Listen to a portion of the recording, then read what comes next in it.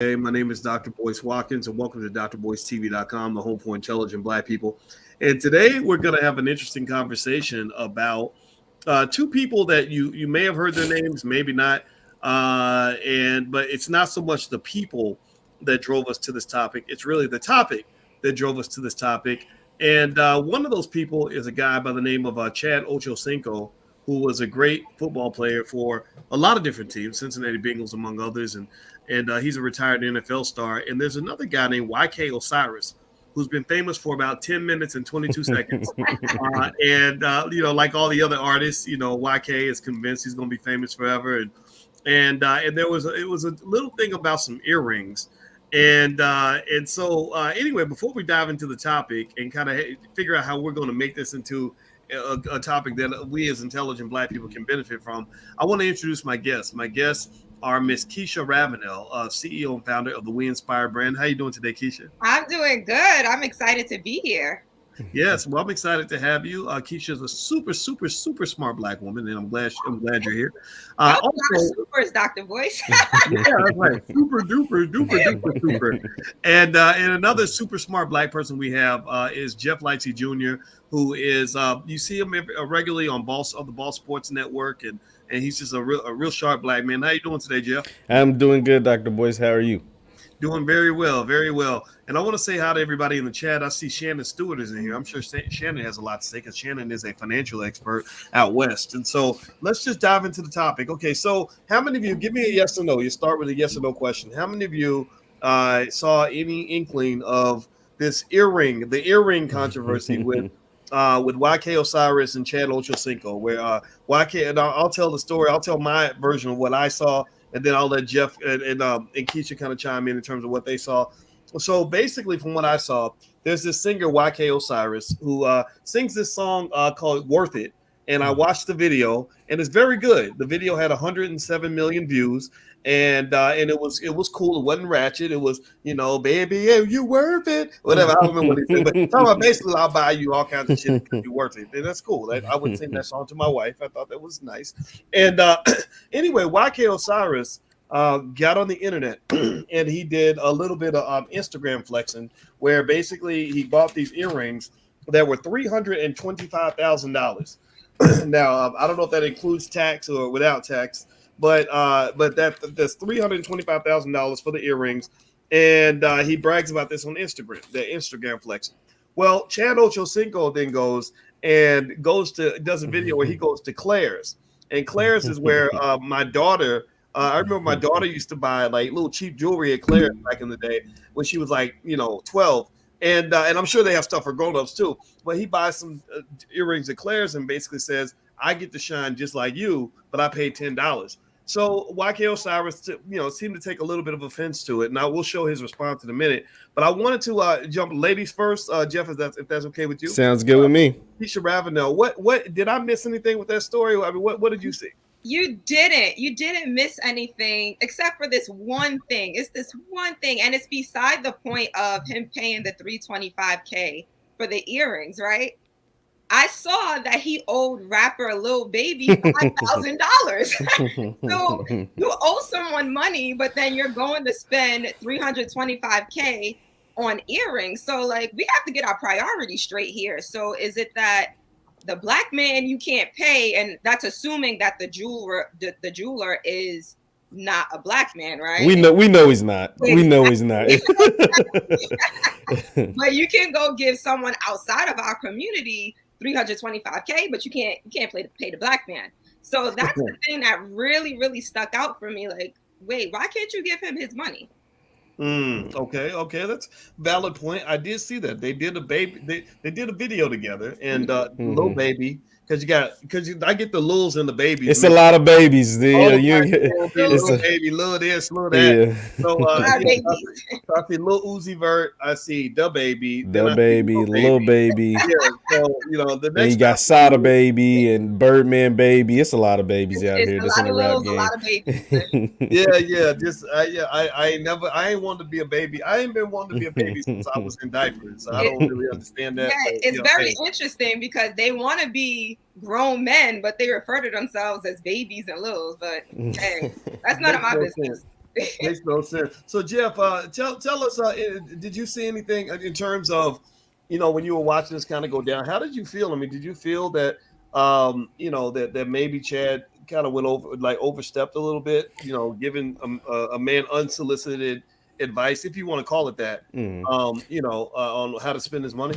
Well, I think in this conversation, the reason why it's even a thing is because I think you have to know the players, right? As far as Chad Johnson or Chad Ochocinco, he is a serial cheapskate, right? Like, so he's a millionaire. He's a really rich man, but he's a serial cheapskate. And then you got this guy, Osiris, YK Osiris, who's a rapper. And we know with rappers, they are serial, flexers. They're serial letting you know that they have all this money. So when you have these two commodities coming together, it's like the Clash of the Titans. It's like the worst thing you could have ever seen. If you think of Chad Johnson or Chad Ochocinco, he's so cheap.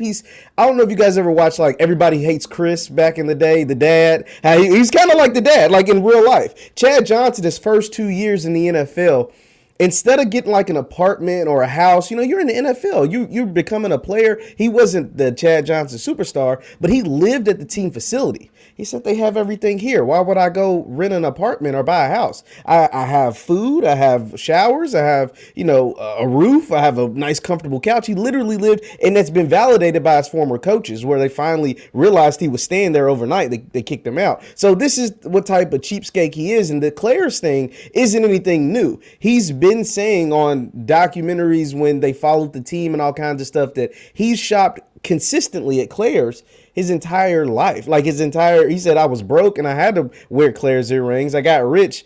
And he said, I shine just like this. His logic behind it was, and it was very smart, is when you're rich, why do you have to prove that you're rich? NFL players and salaries are public knowledge. Everybody knows contracts. Everybody knows everything, right? So they know about your contracts, know about your endorsement deals. So people know Chad Johnson has money. So why would I go out and flex $350,000 or 325,000 or whatever when you already know I make millions of dollars a year? So the only person I'm trying to improve is other people, but you already know I'm rich. So if I wear these, silicone earrings, it makes no difference because whether they're fake or not, you don't know because you're already assuming because you already know I'm rich. So that's why I think he was coming from that perspective. Osiris, on the other hand, as we know, rappers love to flash their money, flash their wealth, do all these kind of things. And I think if you also know YK Osiris a little better, he is always kind of like the butt of a joke. How we talked about earlier, he owed Lil Baby money. He's known for that. I think Boosie came out and said he owes him some money. He did the crate challenge, and we know how the crate challenge ended for a lot of people. So a lot of those things he's always being kind of joked on. And I think taking this shot, what he considered a shot from Chad Ochocinco, wasn't really what he wanted because once again, as far as like social media, entertainment, all those kind of things, he's always kind of like the butt of the joke. So that is why when they collided, it ended the way it did. Interesting. So with YK Osiris, it was really interesting. I did some research on him and just checked out what he's doing. And I saw somebody in the chat said YK Osiris has been doing this for years, and I'm like, he ain't been doing nothing for years. He ain't even been breathing for years. Like he's like super young, and he's not even been famous that long. And so I was kind of checking him out and just kind of like seeing what he was up to. And we know the culture, right? And then you see him sort of clashing into Ocho Cinco, which is kind of an odd sort of pairing. And it seemed to me, Keisha, that when you have people that kind of come up in the music industry, it almost seems like there's pressure to pretend like you have money that you probably ain't got. Like I saw somebody that said this is probably a drop in the bucket for him. I don't believe $325,000 is a drop in the bucket for most artists. I just don't believe that. What do you think? I don't believe that either. And like you both said, that these rappers, they have something to prove. So, they may have grown up broke and now they want to flex, right? I have the money to buy the earrings and to buy the clothing and the belts and the shoes and the sneakers. Like I have this, and a lot of their worth is determined by what they can buy, right? Like what they can wear, and it's not internal. And that's my issue with the community and with these rappers and athletes. It's like, oh, look at me. look what I could buy. And then we have kids looking up to that. And YK Osiris, he actually mentioned, hey, kids, if there's anybody watching this, I don't advise you to do it. Then why are you doing it if you don't advise anyone else to do it? If that's the advice that you're giving, then, why are you not taking your own advice? Well, I'll tell you this, Jeff, I watched YK Osiris's video, right? And I was curious to see what his energy was like. When an older guy kind of, basically, does a finger wag at a younger person, it can be taken in different ways. Sometimes they say, okay, I'm going to just respect you because you're older.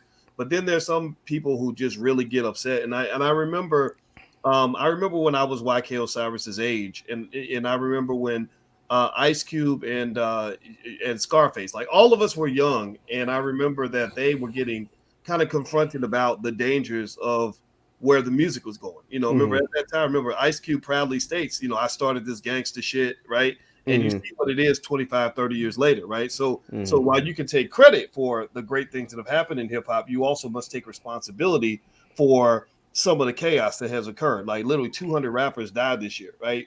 So the latest being Young Dolph, but I'm sure another one will die this week. Like that's the rate at which rappers are dying. And so I remember that as a young person, I heard the older people speaking. At that time, it was Reverend Calvin Butts.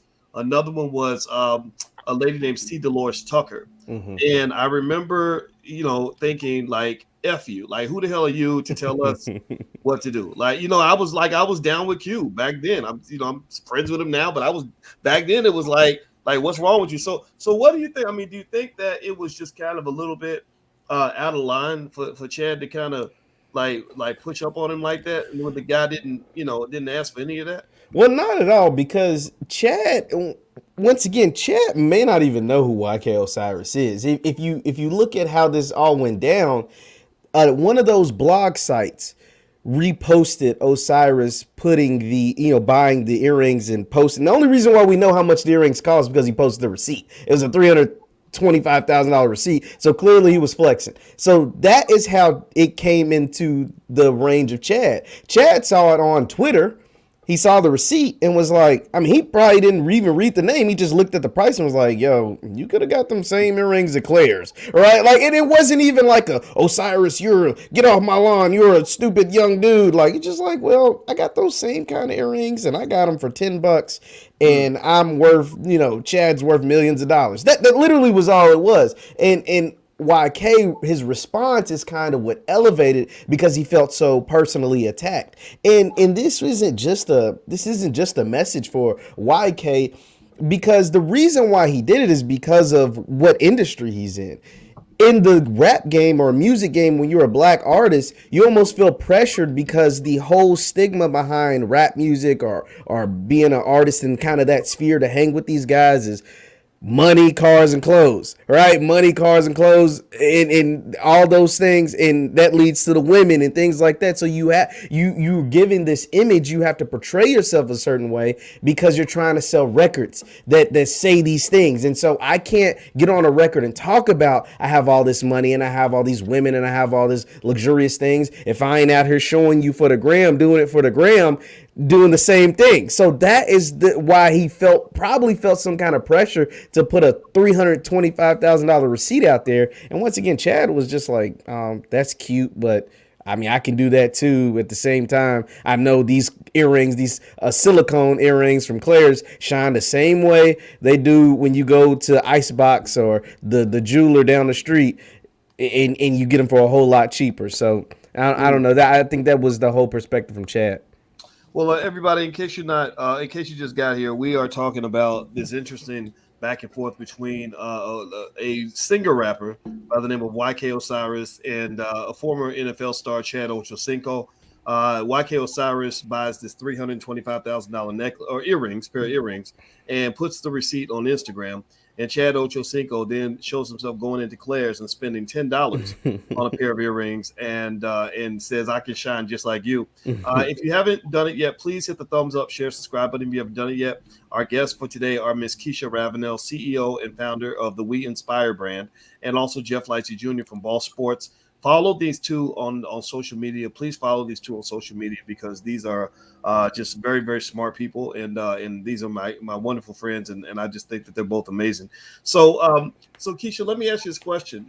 There was this recent story about China. I don't know if did you see that, where the Chinese government basically issued a rule Yeah. where the president, I guess, because he gets to sort of just make laws on the fly, he actually issued a rule where he said, and it's on my Instagram if you guys want to read the article, but he basically said that we're banning celebrities from showing off their wealth on social media. Like, he straight up just jumped in there and they just said, stop it. Like, stop that shit. It's stupid.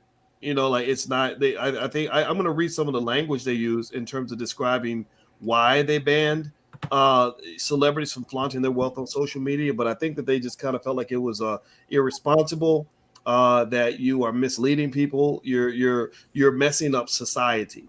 So now you contrast that to our society, where that's all you see. That's all you see in our community. Last 25 years, artists showing how much money how I have more money than you, and it's very weird to me that this has almost become like, people call this black culture, but I don't even think it's black culture. It ain't cold. It ain't black culture at all. Right. So let me ask you this, Keisha. Your brand, one of your slogans on your brand is "I am enough." So I think about "I am enough" when I think about the person that feels the need to show off, because maybe deep down, do you think maybe deep down there's a self-esteem issue, where maybe because you don't feel like you're enough, you have to go buy something expensive and waste some money to prove that you're enough? What do you think about that? Yes, absolutely, absolutely. And I feel that that's what they're doing. That's what these rappers are doing. That's what the Black people in entertainment are doing. They don't feel that they are enough. And I can't say everyone, right? But overall, they put a lot of their self-worth into these items, into these earrings, into these name brand things. And that's why I created "I Am Enough," to let you know, like, you don't have to put your worth into these things. Like, your worth, it comes from in your internal, like internally. That's where your worth comes from. So if you are putting your worth into these things, then you really need to maybe go to therapy, really, really dig deep, right? Because we do grow up, and that I am happy that Chad called him out, because we need people to put us onto game. We need people to call us out. We need people to check us, and we need people in our own community to do that. I think also, Doc and Keisha, I think also too, the sad thing about that, and what makes it sad, is earlier you brought up there's 200 rappers that have died this year, and part of that is because of the lyrics and what they talk about in their music, and in the real street beefs and street gangs and stuff that they're in. Another part of that is because they're flaunting this money, they're flaunting this wealth, they're flaunting all these things, and people want to take that. There's a lot of bad people in this world, and there's some people that want to take what you have, and so they see you with this money, they see you with this thing, and they sit up there and they may be envious, they may be jealous. It's like, man, why don't I have that? Why don't I? Well, damn it, I can't sing a song like you or write a bar like you, so I'll just go take yours. Because I know you have it. Like, there might be 100 people on my block with $1 million, and I'm not worried about them because I don't know what they have. But I know you have it because I see it on your Instagram every single day. I see it on your social medias every single day. You keep letting me know and keep challenging me.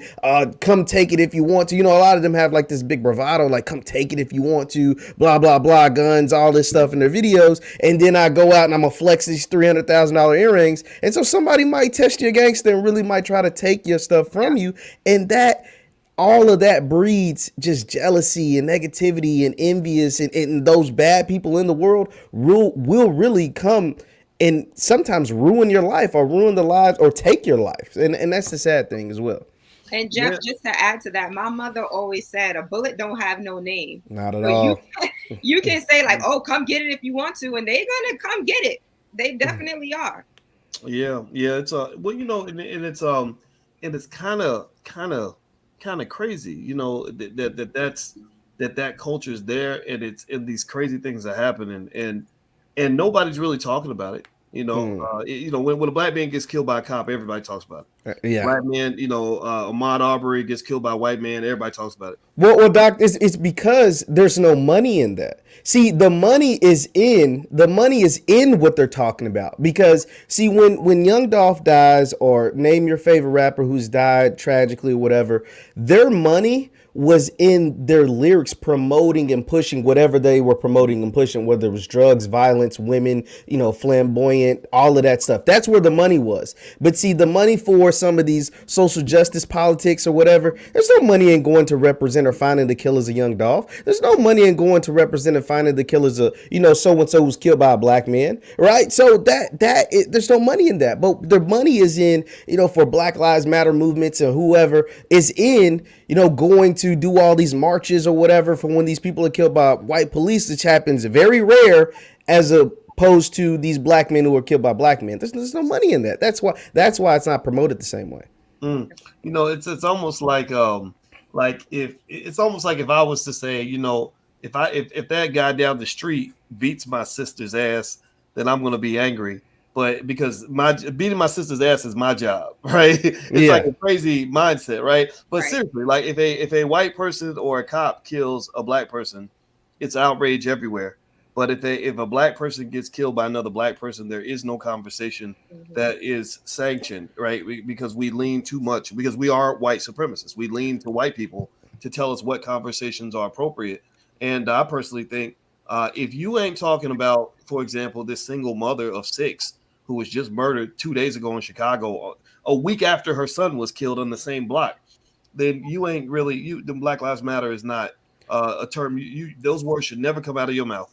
You have more people upset about, and rightfully so in some cases, but more black people upset about Kyle Rittenhouse, who, no offense, but he killed white people, than these black people that are dying every single day at the hands of their own people.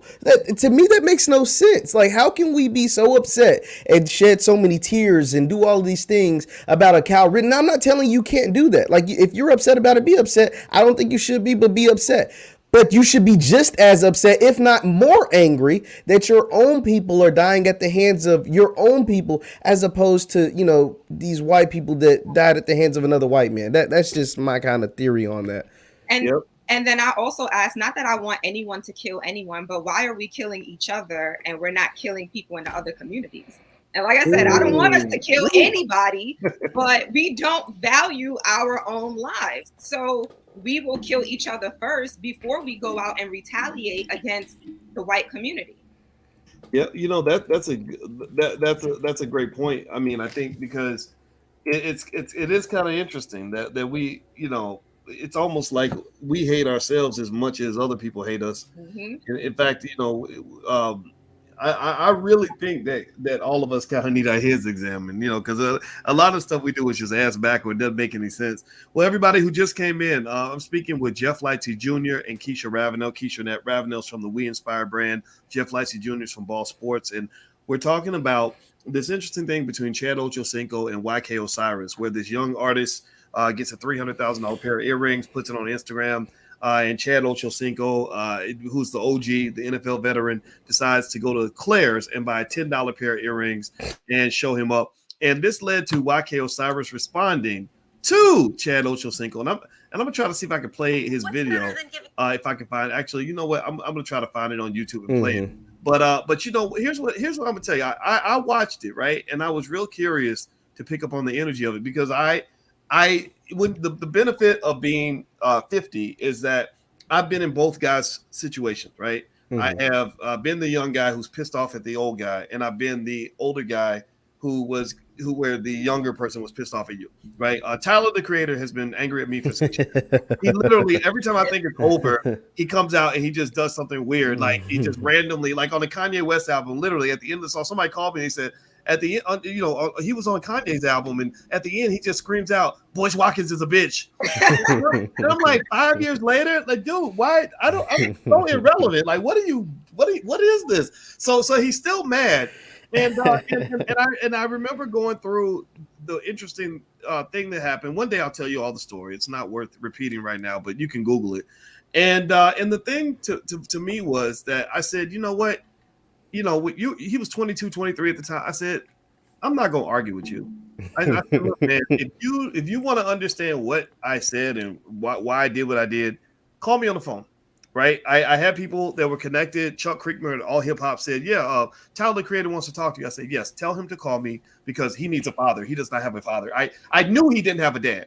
And then I listened to his music carefully. See, I like to get scientific with it. I listened to his music because I wanted to understand him. I wanted to understand his point of view. And I heard in the lyrics the pain of a boy who did not have a father.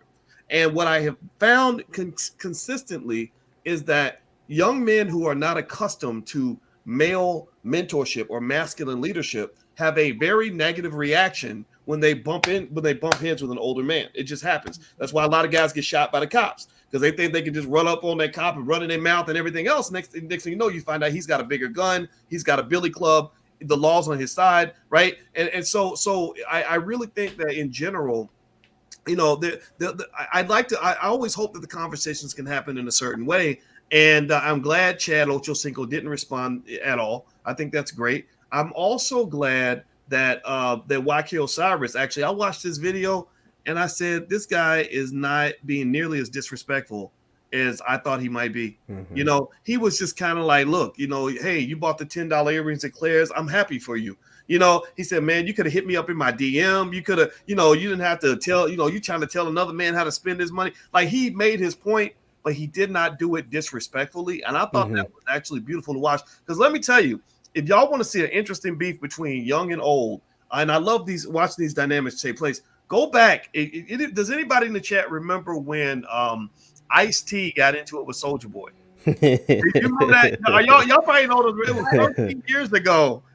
Google that. I want you to Google it, because basically what happened was Ice-T did what a lot of older rappers do, right? They see the younger artists coming along. Maybe they're upset because the young guys getting the attention that they used to have, so they start hating. You know, and Ice-T's like, he was hating. He was definitely hating. He was hating back then. Bullshit. Yeah, he called him out his name. Yeah, you hate when you start calling folks out of their name. You are hating for sure. Yeah, he said Soulja Boy can eat a. Yeah, y'all can use your imagination. And I'm gonna tell you what, Soulja Boy lit him up. Like, I mean, he did a whole cartoon, a really funny cartoon. Like, he really dehumanized Ice-T. I was like, whoa, he's really like drilling him. And but here's the thing, right? So when you listen further, what you really also heard from Soulja Boy was, he was like, why don't you come to me as a mentor? Why couldn't you have just given me advice? Like, why do you have to attack me? And I listened to it, I said, man, that was such a profound thing to say. So what do you all think about that? I mean, how do you think that you can have the intergenerational transfer of knowledge, which is absolutely necessary for a community to thrive, right? It would be ridiculous for an older person to watch a younger person do the same dumb shit they might have done 20 years ago and say nothing because, well, I don't want to be hating, so I'm going to be quiet. You ain't supposed to be quiet. You're supposed to say something, right? Yeah. But then people get offended and their feelings get hurt. So I'll start with you, Keisha, and then you, Jeff. How do you have that conversation in a healthy way? I mean, what do you think about that? Well, one, the person has to be willing to receive as well. So it's not just on the person that is talking. So like, let's use Ocho Cinco and YK Osiris. It's not just Ocho Cinco. YK Osiris, he needs to know how to receive it, because you can come to someone as respectfully as you want to come to them. But if they're not ready to receive what you're saying, then it's not going to be received. So I think that's important as well. But I think that Ocho Cinco could have hit up YK Osiris in a DM, but then I think Jeff said he probably doesn't even know who he is, right? But I think it's important for us to reach out to each other. Even if we joke around and we, you know, clown each other on social media publicly, we should be hitting each other up privately saying, hey, you know, I know we're joking and it's all in fun, but I really want you to be smart with your money, because I did something stupid with my money when I was your age, or this is how I handle my money. Here's a financial advisor. Here's a tax advisor. Here are these things for you to be successful. Now it's up to the mentee to take it or leave it. Interesting. Okay. Jeff, what do you think? I mean, how do you feel? Like, what, you know, you and I could be, we could role play, right? I could be Ocho Cinco and you could be YK Osiris, right? You know, and so what if you did something, man, that you really were proud of, right? And I just called you up and I was like, Man, that was some bullshit. What was Jeff doing? He's a damn fool. He acting a fool out here.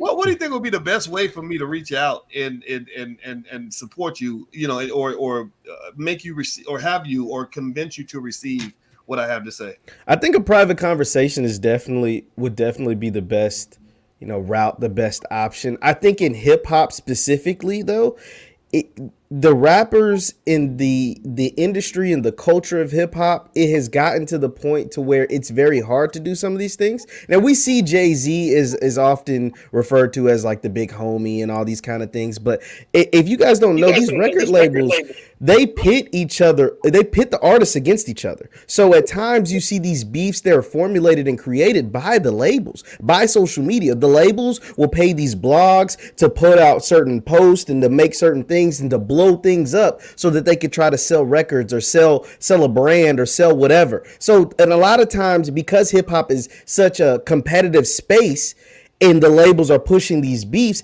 it's really hard in a lot of instances for these guys to come together unless it's a Jay-Z, unless it's a P. Diddy. You got to be, the top dog. But outside of that, a lot of times they're pitting these guys against each other. They're paying the Shade Room, the Say Cheeses, the Hollywood Unlocks, and all these different blog sites to amplify these beefs. And it's hard for them to sometimes have the proper mentorship. A lot of them, like a whole lot of them, actually need. Everybody who just came in, I'm speaking with Keisha Ravenel, CEO and founder of the We Inspire brand, and Jeff Licey Jr. from Ball Sports. And we are talking about Chad Ocho Cinco and a singer named YK Osiris. And just generally, we started off talking about YK Osiris flaunting his $300,000 earrings, and Chad Ocho Cinco's response where he bought some $10 earrings, and it was actually, I thought it was quite funny. But then I think to make this conversation more applicable to all of us, the goal was to take it to in a direction where we can kind of learn from this and grow from this, because what we're dealing with, I think, I'll say this, and I'll let the panelists get their last words or their closing thoughts, is I really think that you have a few issues you have to confront in the culture. When you're talking about just this idea that you're showing off by wasting money, that's just crazy. I just jokingly said, today I was saying to somebody, I said, my two daughters are, most beautiful girls in the world, as pretty as their mama. When they go places, I see all the boys looking at them.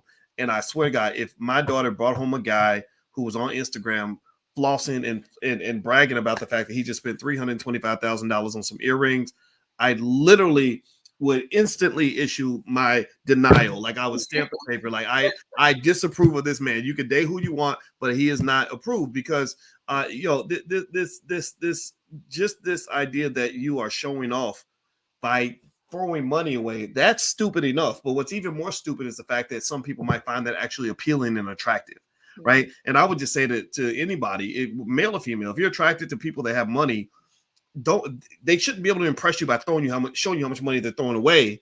One of the rules of getting rich is keep your damn money, right? Like that's what rich people do. That's why they're rich, right? Poor people throw their money away. And a lot of times you'll see poor people pretending to be rich, but then really rich people pretend to be somewhat poor. Like if you go hang out with Mark Zuckerberg, kicking it with Bill Gates and Elon Musk, they'll be wearing clothes, jeans with holes in it, regular like $10 shirts that you could buy at Walmart. Like there's nothing there. There's no need to show how much wealth they have. They're not going and wasting money on Gucci belts and all this stuff. They might be talking about some $1 billion investments now, but they're not going to be talking about, some consumer items that they bought, right? Because that excessive consumerism is incredibly harmful to you economically. And you have to put that in the context of Black people being the engine of American prosperity. Like they've used us. They milk us like cows. They pull the others. Like how much money can we get out of Negroes? Let's throw 2 rappers out there, make them beef on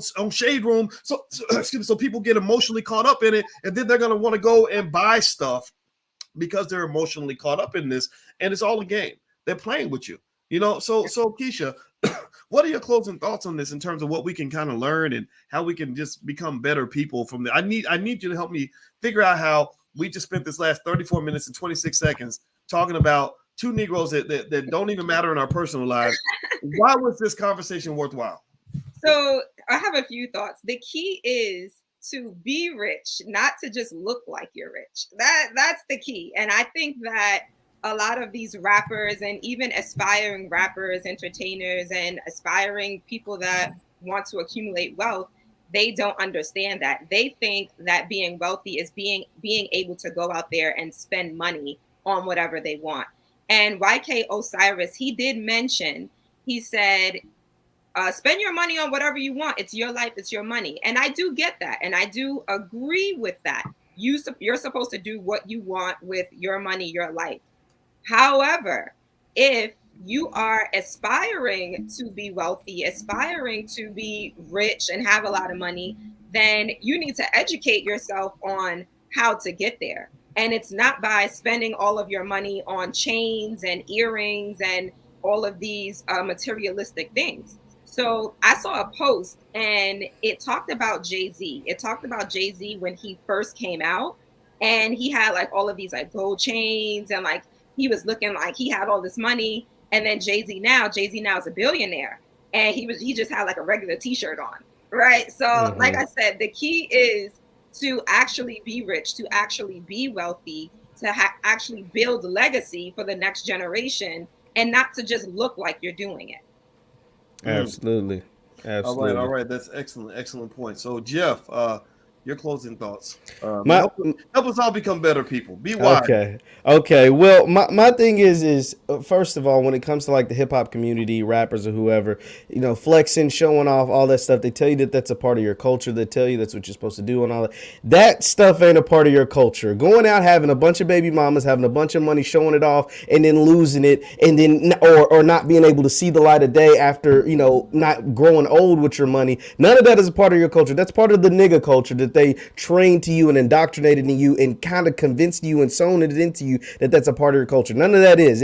I promise you it's not. Back in, you know, when we were in Egypt, over in Africa, we weren't doing that kind of stuff. That's first of all. Second of all, because those things put an unnecessary target on your back, and just because you have $325,000 now, will you have $325,000 when you're 40 or 50? Or will you be able to live to see when you're 40 or 50? Because there's a bunch of rappers that had a whole bunch of money in their 20s, had a whole bunch of money in their late 20s, early 20s, maybe early 30s. But then by the time they were 40 or 50, all that money was gone. Or maybe they weren't even here to see that day, right? So that's why you have to get out of that nigga culture, because that nigga culture is what leads to your demise. Whether it's having a bunch of baby mamas, whether it's being in a bunch of debt, whether it's not being alive at age 50 to see the end. So that is why we have to drift away from the nigga culture and really get into what our culture and building ourselves and building generational wealth and being able to not just have $325,000 spent on earrings when you're 22,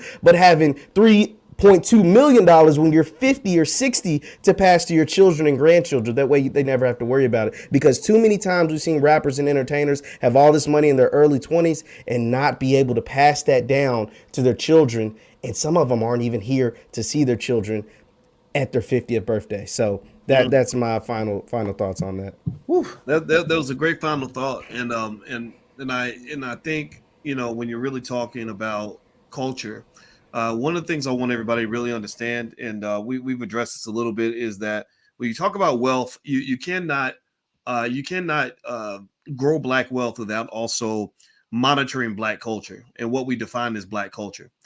So I would say that maybe one of the things that we could start doing, generally speaking, since we're all intelligent Black people here, is really reject anything that's labeled Black culture that involves excessive irresponsibility in really any key area.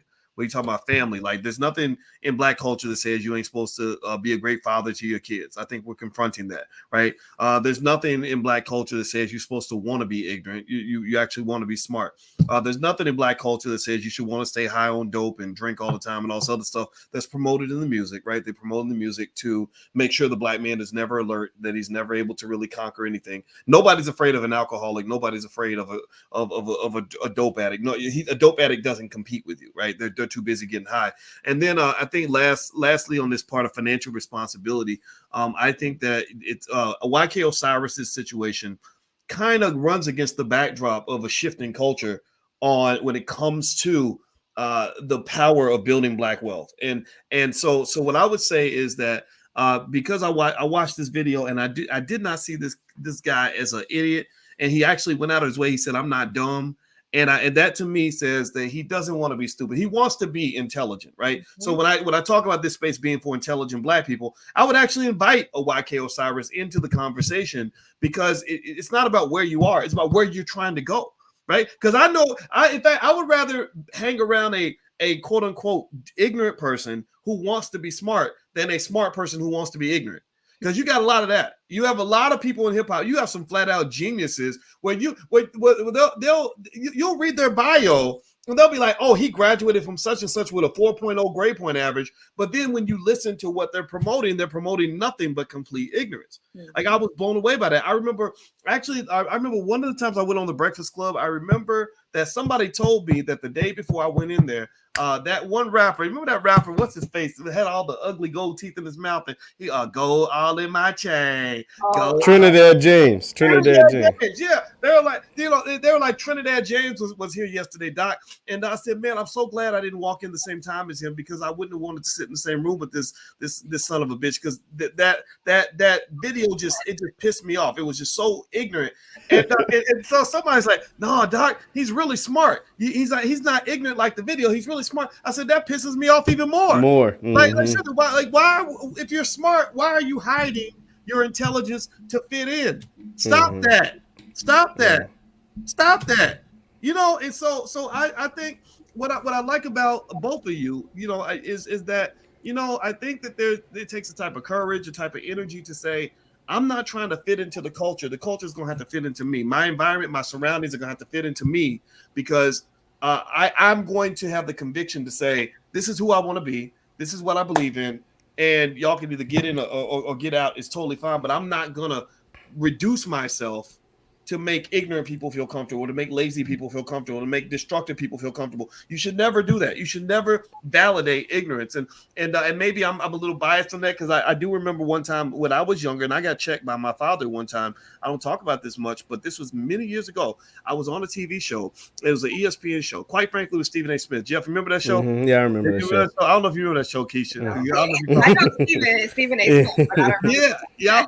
I was on the show, and I was on there with a rapper, and we got to just joking and laughing about something, and he said something real ignorant. I just kind of laughed it off. And my father did call me. He said, don't you ever validate ignorance. He said, never go along with ignorance. Mm-hmm. You know, and I because I thought that he was, you know, I was like, hey, did you see the show? Did you like it? Yeah. He's like, no. He's like, you did not represent yourself well. You didn't represent the family the right way. You didn't represent yourself properly as a Black man.